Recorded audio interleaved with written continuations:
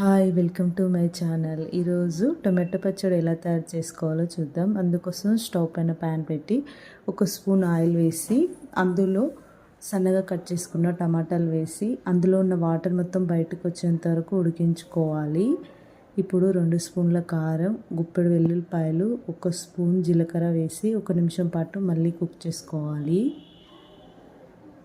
1 నిమిషం తర్వాత వీటిని చల్లార్చుకోవాలి. ఇప్పుడు మిక్సీ జార్లో వేసి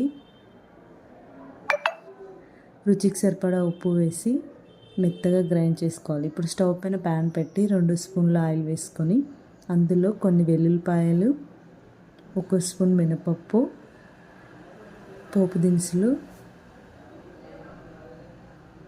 కరివేపాకు వేసి వేయించిన తర్వాత గ్రైండ్ చేసుకున్న పచ్చడి వేసి 1 నిమిషం పాటు కుక్ చేసుకోవాలి.